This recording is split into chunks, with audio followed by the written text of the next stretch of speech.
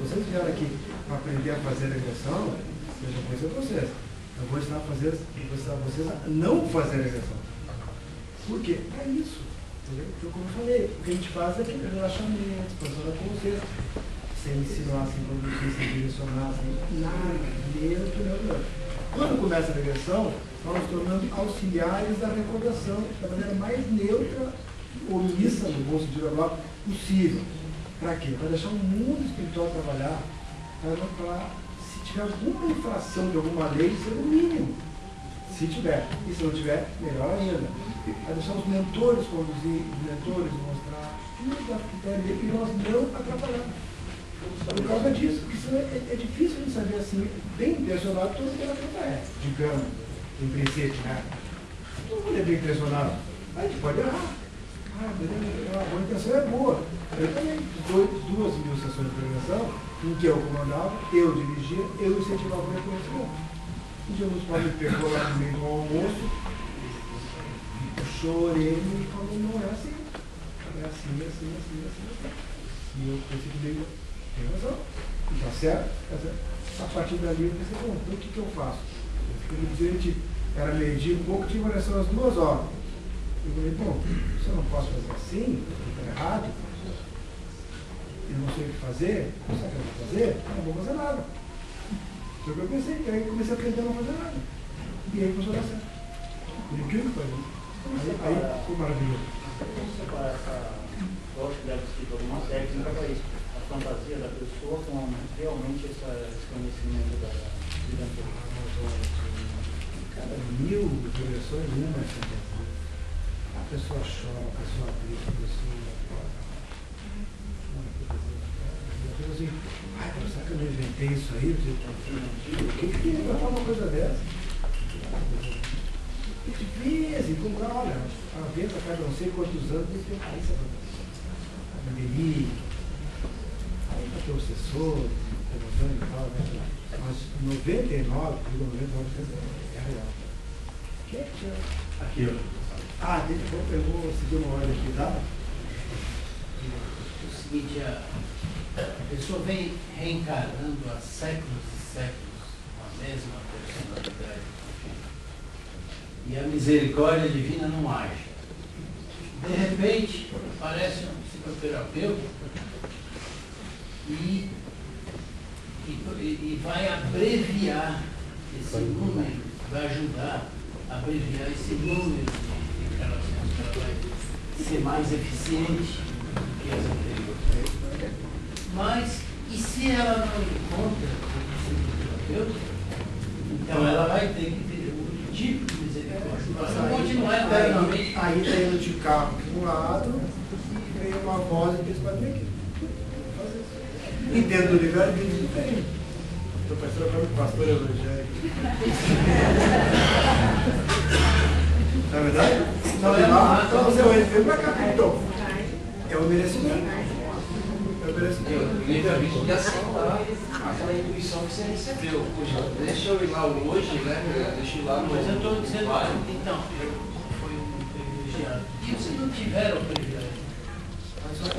Isso que nós temos atualmente em 4 estados do Brasil. Nós criamos nossa associação em 2004, em 2010. Era só eu. Hoje somos 17 ministrantes de curso. Era só eu em Porto Alegre, estamos em 4 estados do Brasil. Estamos lá em quase 12 cidades começando o curso. Está crescendo. Agora é gradativo.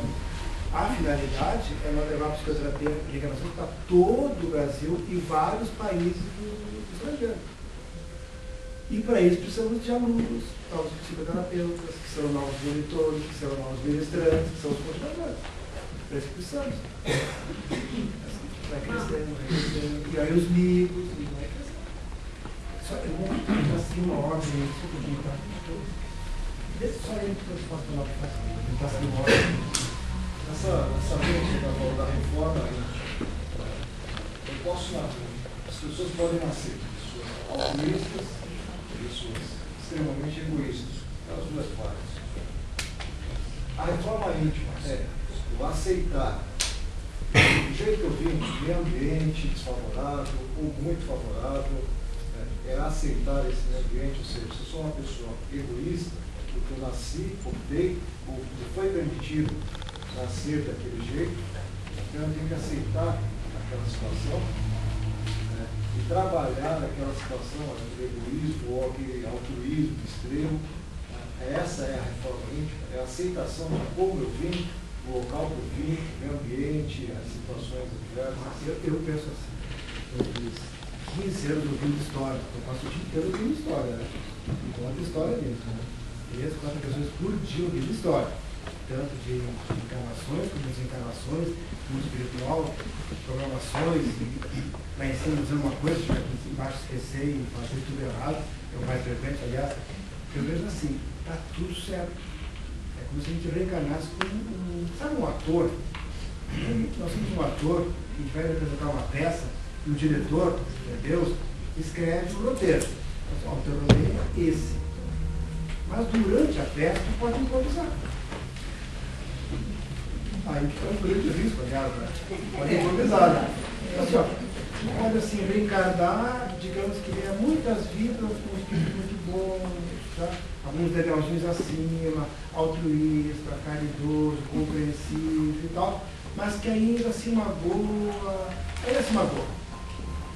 A mágoa é uma inferioridade, não é uma inferioridade moral.